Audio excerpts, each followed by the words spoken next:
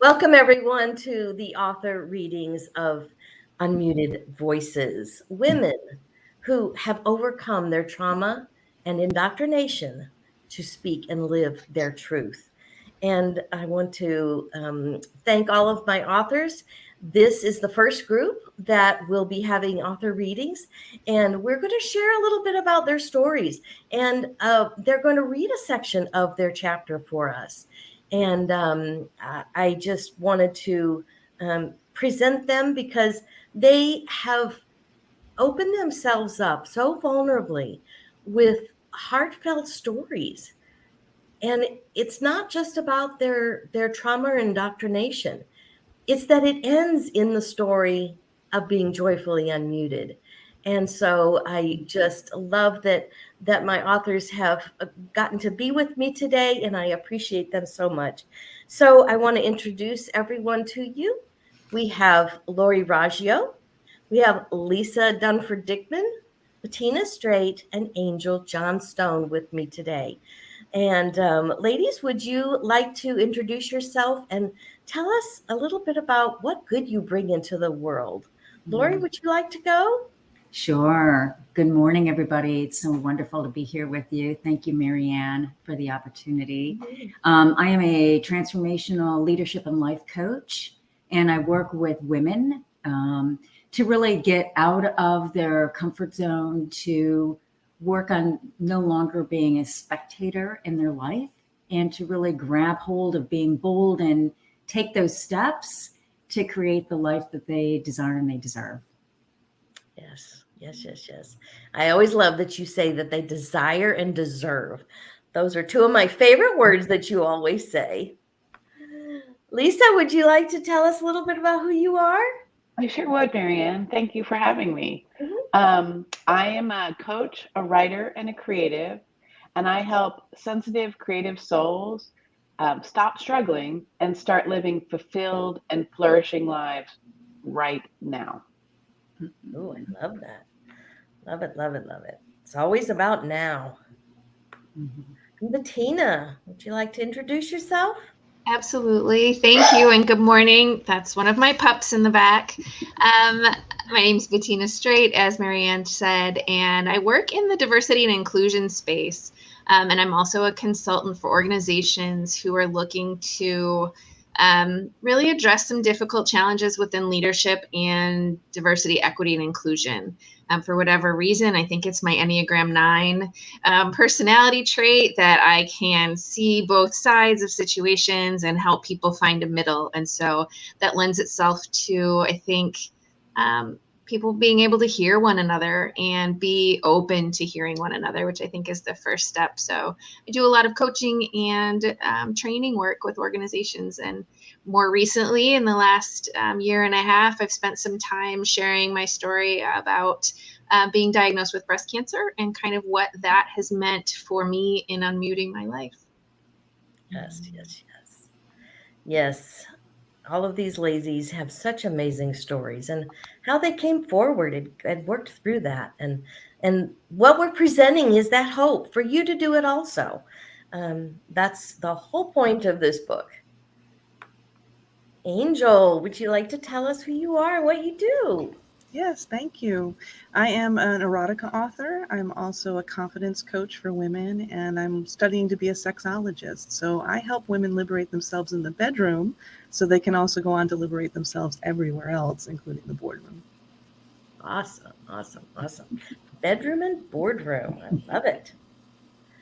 So let's just go right in and start talking to you all about, I have some questions, and then we're going to ask each of the authors to read a selection out of their chapter and find out why is that meaningful to them. So Lori, let's start with Lori. So looking back, were you a little surprised or surprised at all of how your story went when we did the podcast initially? What came out for you? Was that a little surprising, or was that the way you've always seen your story, or how did that work for you? Yeah, I definitely was surprised. I think over the last 2.5, 3 years, I've been doing more book chapters in anthologies, and I hadn't really touched on my anorexia. And so I really felt like that was a piece that I wanted to bring forward and make more public. And I think the huge aha in the learning for me in the podcast and in writing the chapter is that I hadn't realized that I had this idea and this concept that I had to suffer in order to feel joy and be successful. And it all really came through, during both of those and a conversation that I had with another coach. And so I really, started to think about my life and others. And suffering is not a prerequisite. Yes. And I think that was something, it was like, oh my goodness, like, where did that come from? And so, Marianne, you and I have had some conversations about kind of how we're raised in our religions and kind of like where all that initially came from. And so the surprise was like, at the age of 61, I no longer need to have that belief, and it no longer is serving me. And I'm sure that there's other women, especially, who need to hear that. We can have joy, we can have success, we can feel good, and there does not need to be that, that suffering and that challenge and, that necessarily the negatives first. Yes. Yeah, there can be gain without pain. It's not a requirement. Suffering and painful dealings is not a requirement for our success. I love how Abraham Hicks talks about success is joy. If we've reached the place of joy, we are successful. And heading straight into joy through appreciation is one way that it doesn't hurt. It doesn't have to hurt to be in joy and to live successfully. I love that. So how has this experience, impacted your life or your business? Has there been any changes that you've chosen to make because you decided to be in this collaborative project? Well, I think because, my topic was anorexia and kind of how that initially made me muted. And then in some ways, again, it was, even though it was that suffering and that challenge, it moved to a way to unmute, my voice, was really my family, my siblings. So it was something that we just really didn't talk about. And here I was, really experiencing it as kind of this alone, independent kind of experience in some ways. And after they read my chapter, the reactions were fascinating. It was, they're like, yeah, we were there with you. We were there with you. And here I'm the oldest, I thought, I didn't really realize how it had impacted them. And they were also like, not only were we there with you, but it's so amazing to see where you are now. And we're excited for you. Yeah. And so it's not necessarily a change per se, but there's this closeness, again, me being vulnerable, them in turn, feeling that they could be as well. And so the conversations have changed. Yeah. I love that. It sounds like an openness in your relationship that maybe you didn't have before. Yeah. This is how powerful these stories are. This has already affected Lori's family relationship with her. And that's something that a lot of times we don't even think will happen. We don't know how it will affect people. So I love that. So will you read a portion of your chapter for us? Sure. And this was even kind of fun, having to go through and pick. So I was 5'3". I weighed 133 pounds, and I decided I wasn't going to eat. I became a full-blown anorexic. I remember mealtime being horrible, with a verbal battle ensuing between my parents and me. They wanted me at one point to just drink a glass of milk, and I refused. I literally shrunk to protect myself, to feel that I had some control. I went from 133 to 85 pounds. One day, my parents took me to a psychiatrist, and he looked at me and he was like, what are you doing? Are you trying to kill yourself? For whatever reason, that particular day, that particular time at age 14, I heard him and it clicked. I had the will to live and had too many gifts that I really wanted to share with people. And no, I wasn't ready to die. I realize now my behavior of overdoing and overachieving was born out of love for myself and my parents. I was attempting to protect myself from suffering and pain and from feeling out of control. And when I was protecting my parents from feeling helpless, hopeless, uncomfortable, and worried about me, I was losing myself. My anorexia continued through college in some shape or form. My exterior actually at that point looked perfect. How I presented myself resulted in everybody thinking I had it all together. I hoped that people would not question me or find out about my inadequacies or ask me to be vulnerable. I hid behind my doing and my perfect exterior, while inside I was lonely, suffering, depressed, unworthy, and my own worst critic. It was this external focus of proving I was okay and successful that led to a false sense of being seen, heard, valued, loved, and worthy. And there are 3 small T truths that I learned and that led to being muted. 1, hard, long, challenging work leads to success and is a sign of worthiness.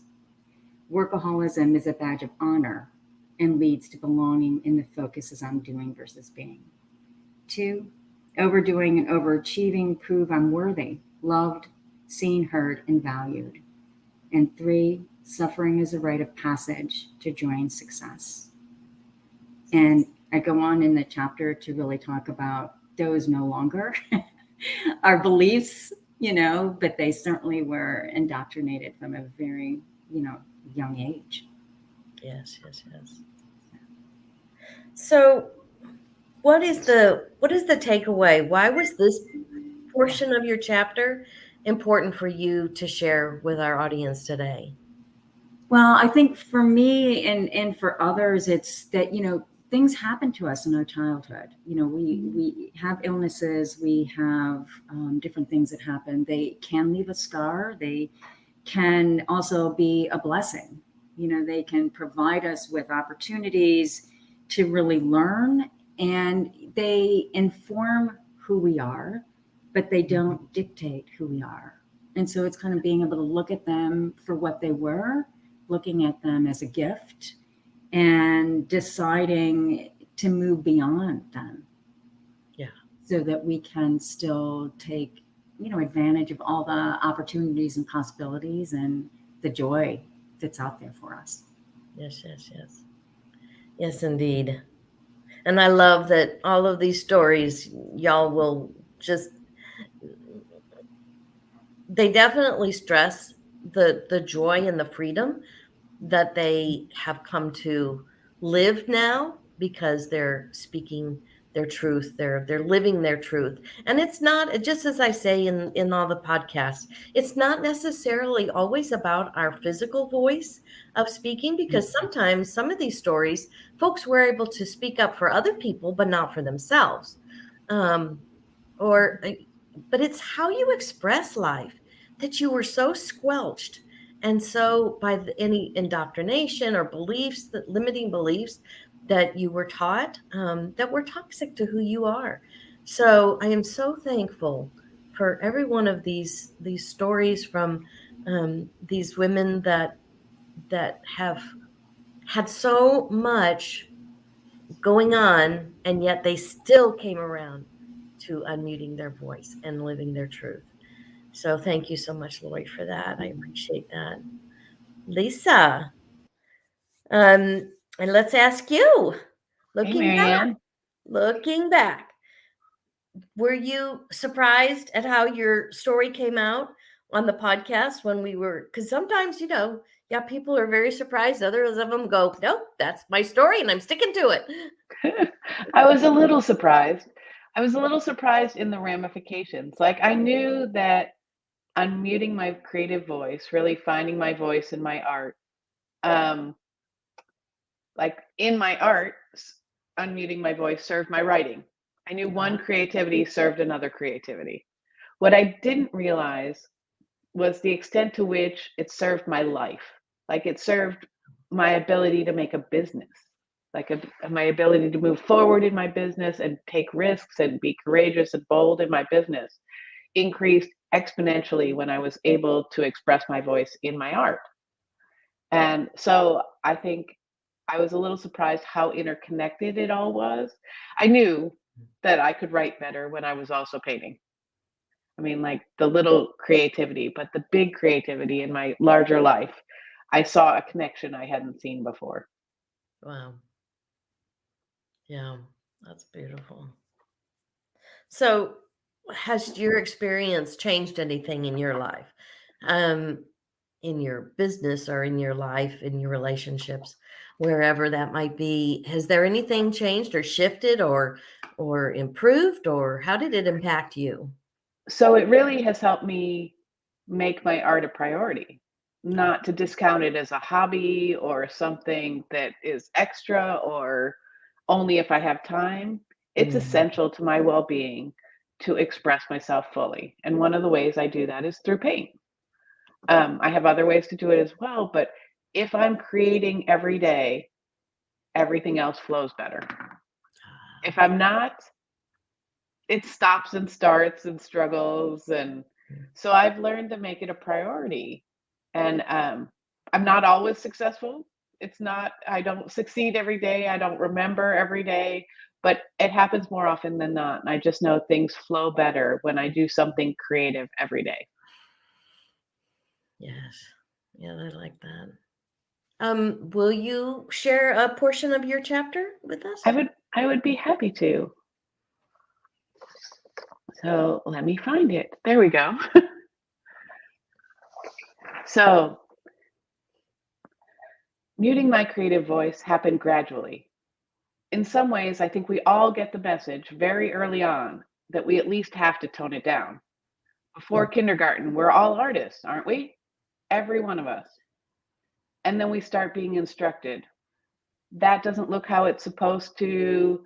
You can't color outside of your lines. There's no such thing as a purple tree.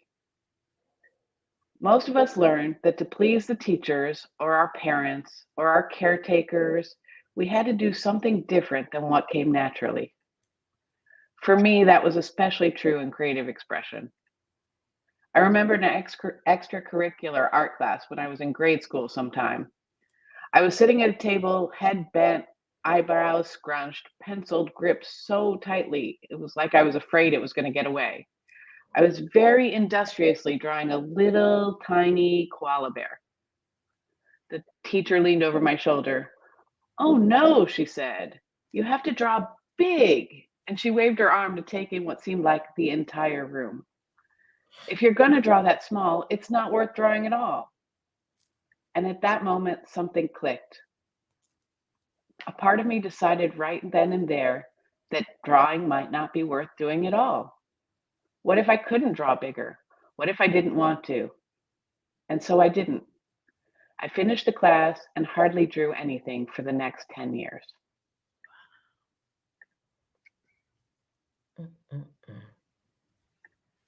Wow. I so relate to that because there's a story that we talked about, just listening to teachers and how they affected us. For you, your teacher told you your art wasn't good enough. For me, my teacher, my reading teacher told me I was too slow and I was a poor reader. So I took that on for my entire life for so many years. And so I totally understand how that can impact you. So why was this portion important for you to share? Is there a takeaway you want the audience to receive, or So I'd like readers to know, listeners to know, how normal it is. Especially if you're a sensitive soul, it's normal to be affected by life. It's normal to be affected by your teachers or your parents or your caretakers. It's normal to want to keep yourself safe. You have not done anything wrong. Yes. It doesn't have to be a lot of us have large traumas, and those have their own gifts and their own challenges. And the traumas don't have to be that big. It can be little things that add up. And we learn the way to protect ourselves because of those. Mhm. We learn what it takes to stay safe. And that really loving that part of ourself that's trying to protect ourselves is the way forward without struggle, instead of beating ourselves up or blaming ourselves or feeling like we did something wrong for muting our voices. It was a natural part of ourselves protecting us, and that part of us deserves our love. Doesn't have to be a big thing. Yes, I so agree.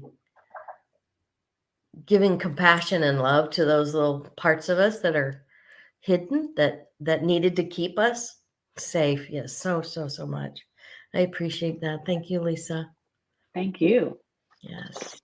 And Bettina, would you like to tell us, how were you surprised at your story? How did your story go for you when we had our podcast and it just comes out into the open and the world finds out? That was my very first podcast, and Oh. I really enjoyed the experience, but I'm also a big self-editor, and you can't edit on a podcast the way that I wanted to edit my book chapter and was able to. But what I think was most surprising for me was being able, I'm a free flowing, don't think a heck of a lot before I put it all out there. And then afterward is when I start to go, oh, geez, should I have? Did I say too much? How did that sound? And our conversation genuinely just flowed, and I didn't have those thoughts in the moment, which was so nice because it's really freeing to not wonder. I mean, I think it boils down to, was I enough? Was I too much? How did I sound? All of these doubts. And that's something that I've struggled with and been challenged with for a very long time. And it was just nice to have this conversation with you and to feel like I didn't have to do that. It was really, really about being genuine. And I knew that. And so I really wanted to kind of channel that belief and feeling into our discussion. And it was wonderful. Mm-hmm. I love that. Yeah, that's sometimes on my podcast, I'll maybe send the questions or similar questions that I'm going to ask maybe the day before, because I don't want people to sit there and think, oh, what am I going to say, and try to map it all out in their mind. I want it to be that free flowing conversation, because that's when things are sparked in us that maybe we would never have said, and that's sourced guiding the conversation. And that's what I love. I love that freedom that you felt and you did express in our conversation. So has this experience changed anything in your life, in your business? How has that impacted you, this being in this, podcast and the book anthology? But I think an unintended consequence, or in a good way, was the fact that I did some things like I increased my fees.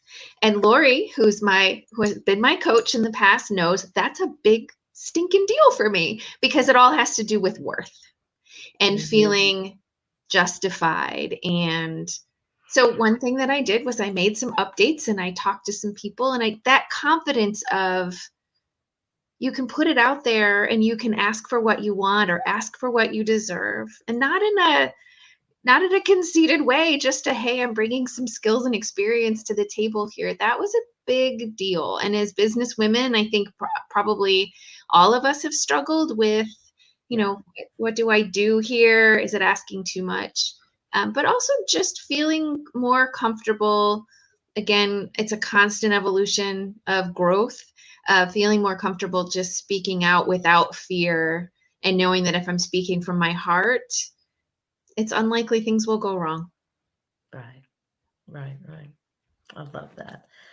I love that. Will you read us a portion of your chapter? I would love to. And this is where you asked about the mess in the message, or the message in the mess, I guess I should say, that our mess is our message. And so it's referring to my breast cancer diagnosis. I'm going to move my screen over so I don't look like I'm looking out the window while I'm speaking with you. With a diagnosis like mine, which wasn't something I would be able to keep completely private, I had to make a decision about when to share what was happening. I'm a pretty open book about my life, sharing vacation photos and new haircut selfies all over social media, but I wasn't sure if breast cancer should also be a public experience. To add to that stress, I had just started my position as Chief Inclusion Officer at So Others Might Eat less than 2 months earlier, which meant no FMLA coverage, very little sick time accumulated, and insurance that literally started 3 days after I found a lump in my breast.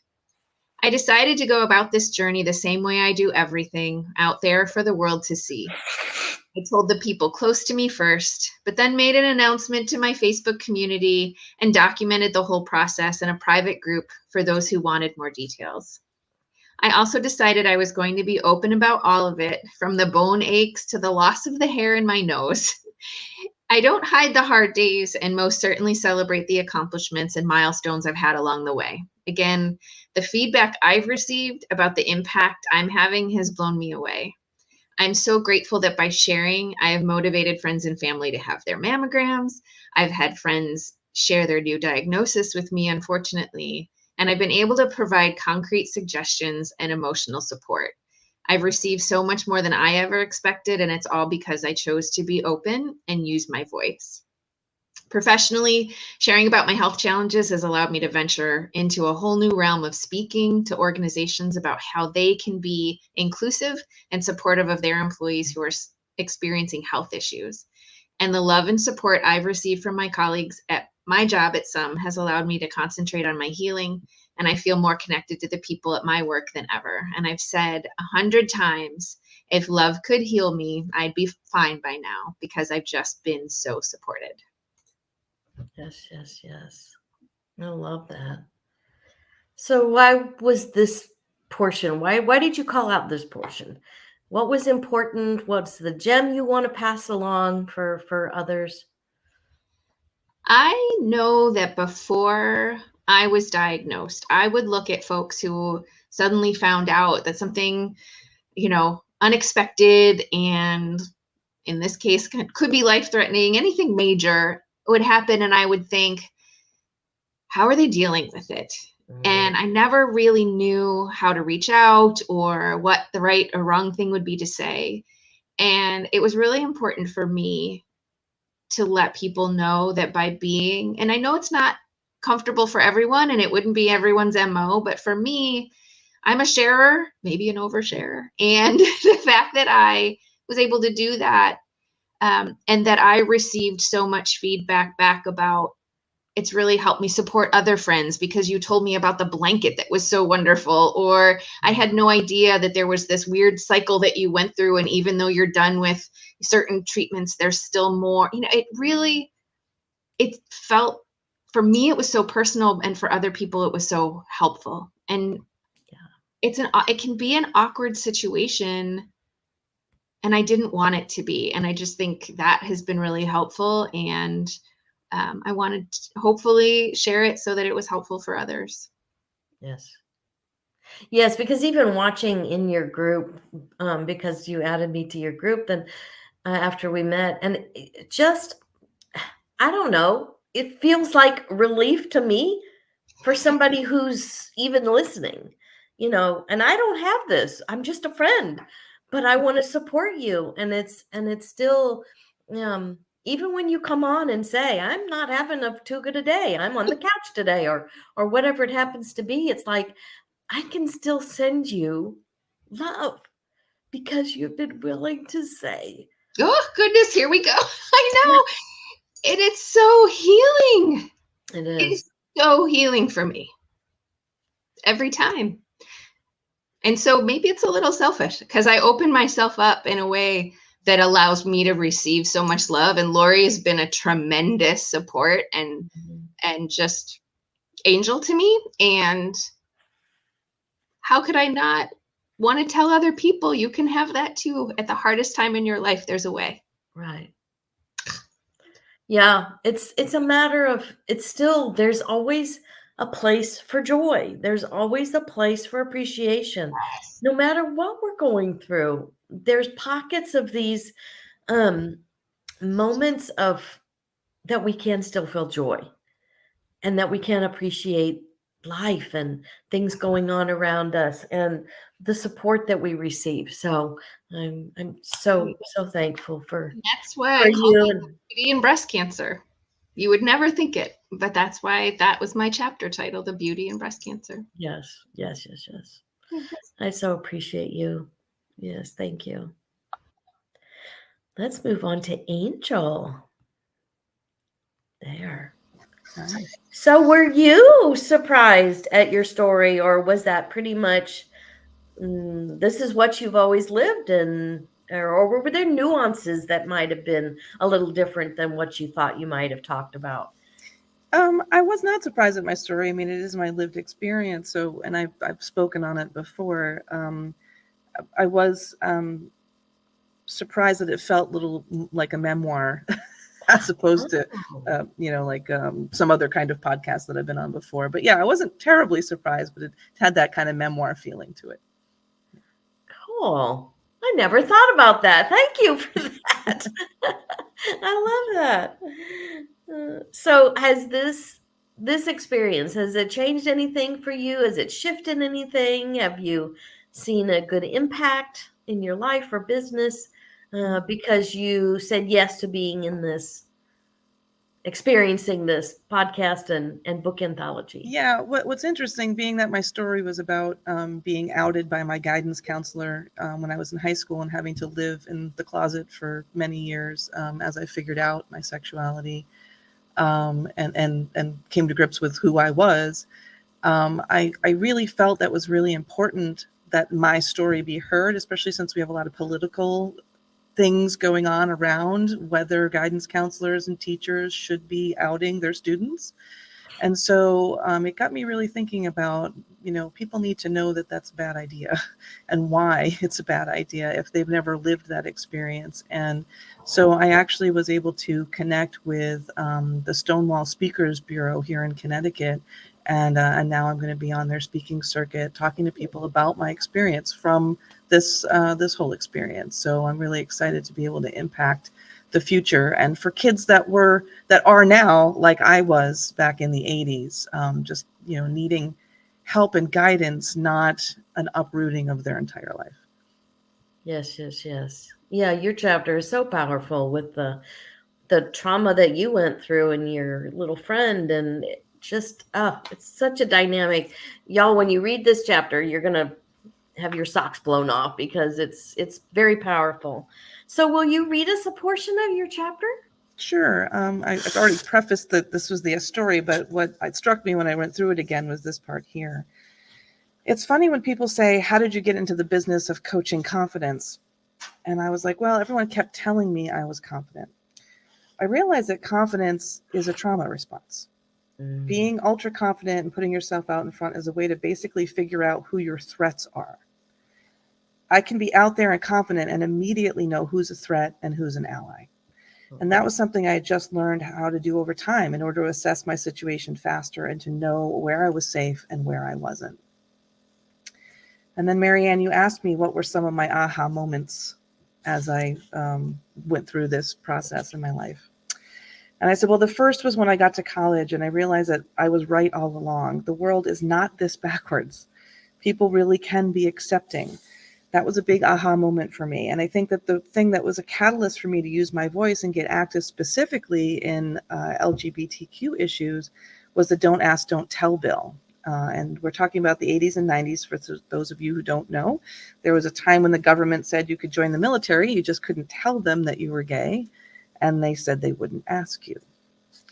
And at that point in time on my college campus, I was the president of our student LGBT organization. And I was speaking at freshman orientation on their diversity panel. And the freshmen were coming in from all over the country. And people were looking to me for information on how do I treat my fellow students when I'm here at school. And that was a huge thing for me. I was basically putting myself out there as the spokesperson for, the entire campus to come and talk to on this, on how do you treat someone that's gay that I don't know before. And what really got me upset at the time was that ROTC was on campus as well. And I felt like it was really important for me to speak out about the practices of that military under Don't Ask, Don't Tell, because I felt it was damaging and it was going to cost people their lives, because if you can't be authentic in a place where there are guns and war, how can you really protect yourself? How can you really feel safe? How can you really be protected by your unit?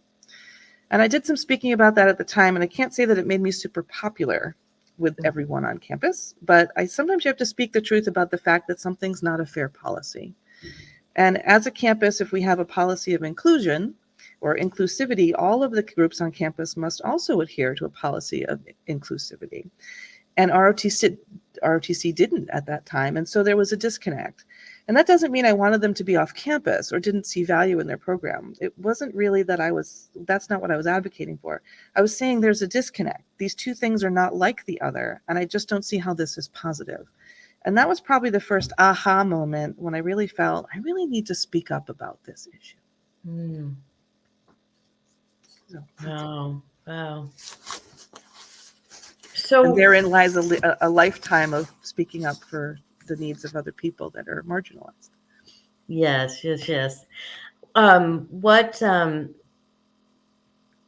So why was this portion of your chapter important for you to bring forward? What's the takeaway? What's the aha you want someone else to receive? We all see injustice all the time.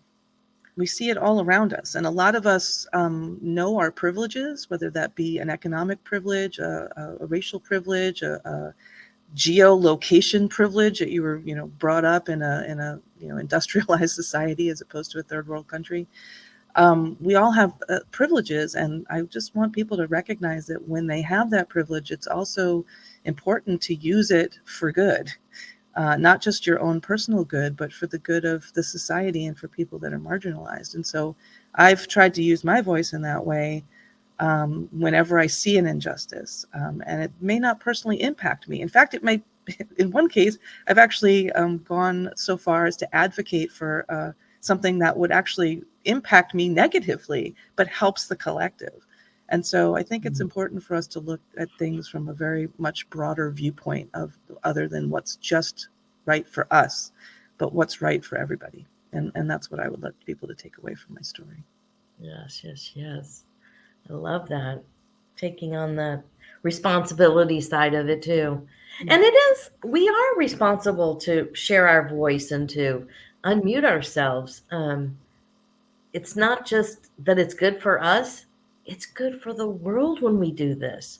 Absolutely. It impacts that ripple effect goes out, and the energy goes out into the world, and we are improving and bettering the world. So I love that. I love that you all have just been such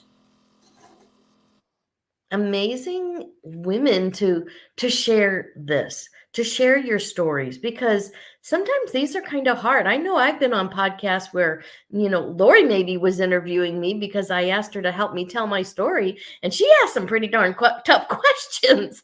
So, I'm always surprised, really, and pleased when these things flow very source. They flow very spiritually. Which again impacts the world. And I love that.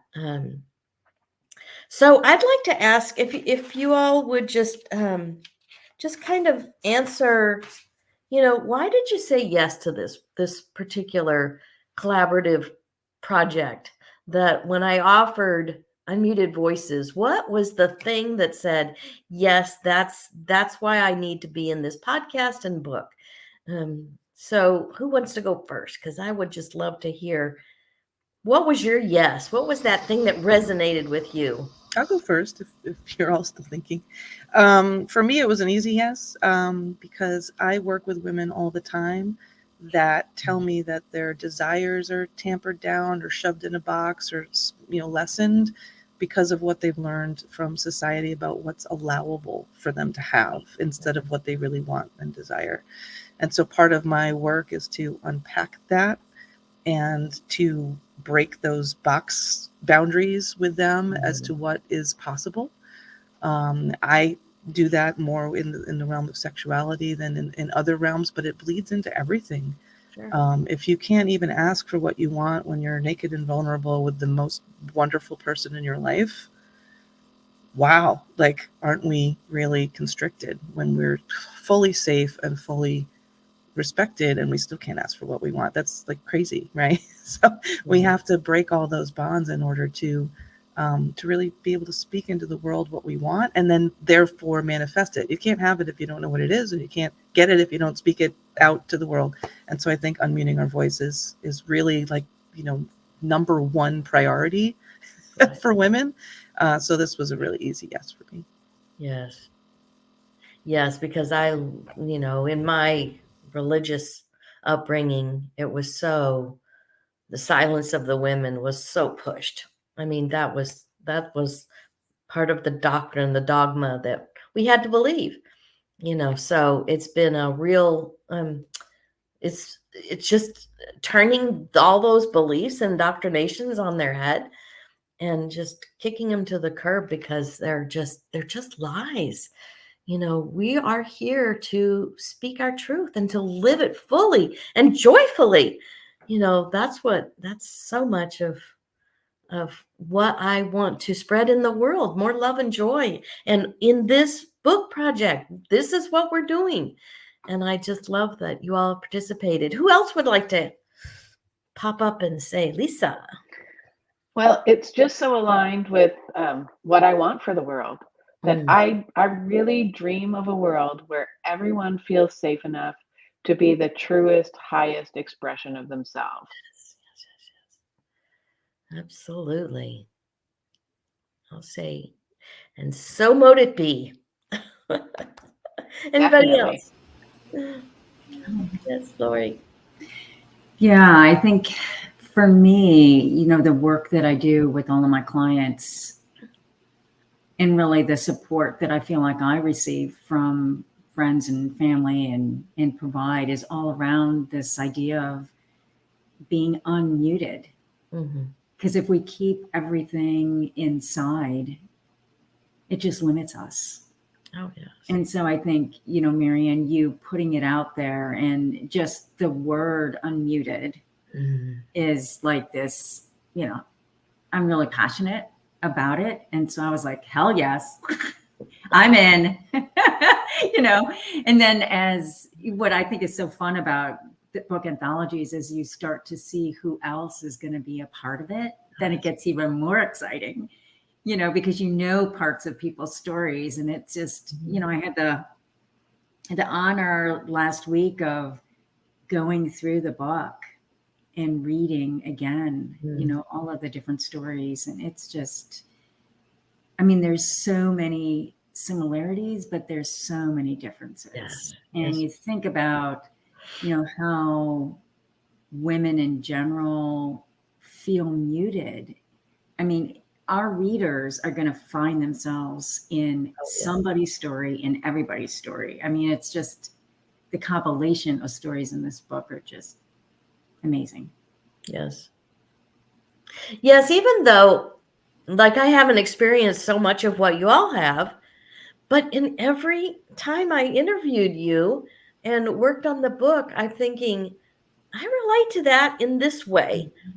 There was something that I related in my life or feeling or whatever it happened to be that definitely touched me.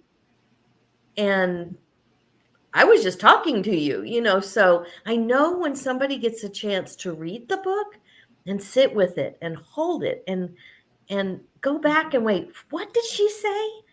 Because there's going to be some things that are going to be highlighted in these books because they're powerful. What you all went through and how you came out on the other side and joyously unmuting your voices is just potent energy of healing for the world. So I so thank you. Bettina, would you like to? Yeah, initially when I was thinking about it, I started asking myself a couple of years ago, what if you do? I know what'll happen. What if I don't? If I say no to something, nothing happens. Usually, it's very stagnant. And going through chemo during COVID was very isolating. And that is not how I usually live life. And so the timing of this was amazing and probably divine, because I just thought to myself, what if I do? And the message was for others, what we talked about and what I wrote about, but doing it really was for me. Because what I've noticed is when I say yes, unbelievable things have been unfolding in my life. And who doesn't want more of that? Even when they're scary things, even when they're crazy, what's going on? How did this happen? Things. I'm loving that. I'm really loving that. And so when the opportunity came about, I just thought, what if I do? And I hope that the readers and the listeners, folks who are watching, ask themselves that. If you're still in search for a 2023 mantra, what if you do unmute? What if you do speak out? What if you do say yes? That for me, and now I get excited about that. I think I'm going to have to start asking people, what if we do? Yes. I love that. Yeah. Oh, good. Everyone's thinking about it. Well, yeah. Now I'm going to have Good. sit with my journal and ask myself, what if I do? What if That's I going to do be the next book this? we are all in. What if we do? Yay! I love I'm it. in. Does anybody want to say anything else? Because we have some time here. I would love to hear anything you want to. I know you're going to talk a little bit about the workshops, but I think that question that Bettina just posed, I mean, that is a question maybe for the workshops. Yes. Yes, I agree. You know? Yes. Does anybody else have any words of wisdom they want to share? I just wanted to point out this process was so fun and seamless, and I think that's because Marianne is so fun and she really had passion for the project. So thank you. I appreciate that. Yes, this has been such a joy.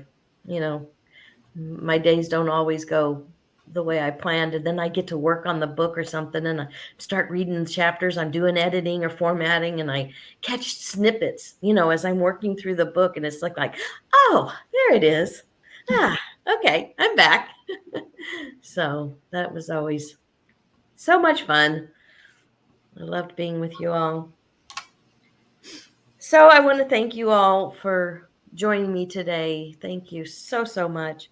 And I do want to let you know, the listeners, the audience, that you can buy Unmuted Voices. The link is in the show notes for your convenience. And what Lori mentioned was the workshops. Our authors are going to do two-hour-long workshops as a package, and it is called Unmuted in 2023. So they're going to be facilitating, all of our authors are going to be facilitating these two workshops to help you walk through unmuting your voice for 2023. What do you need? What support do you need? What questions, Bettina, do you need to ask the people? Are you willing to? What if you said yes? What if you said yes to being unmuted in 2023? And so we're offering that. It will be, the two workshops will be February the 9th and the 23rd. They are live, but we'll have recordings in case you miss one of them. And they are for $99. You get both. But if you use the coupon code that is in the show notes, it's over 20% off at $77. So I hope you take advantage of that and share this coupon code. It's not like something hidden that only a few can get. So if you have the opportunity to share this show with someone, or share it on your feed, or just send somebody the coupon code and tell them where to go. The link is also for more information. You can read about the workshops and what you'll receive, and who's going to be sharing their stories and what we'll walk you through. So the link to that is also in the show notes. So you can just pop over there and read more about it, and then register for the workshop. Sorry, my brain went fuzzy. So thank you, everyone. Any closing words of wisdom anybody wants to share before we close out? Sign up for the workshop. Sign up for the workshop. It's going to be fun. It's going to be great. Yes. Because we have all these beautiful ladies that are going to walk you through unmuting your voice in 2023. So thank you, everyone, for joining. I'm looking forward to meeting you in Unmuted in 2023. And our next author reading is on Tuesday, January the 24th, noon Central. So we'll look forward to seeing you all there. The links are all in the show notes, so be sure that you go and share this with someone. Share it on your wall, so that your feed, so that other people can find this, and personally invite them to come with you and be unmuted in 2023. Thank you all. I love you. Thank you, Marianne. Bye, everybody.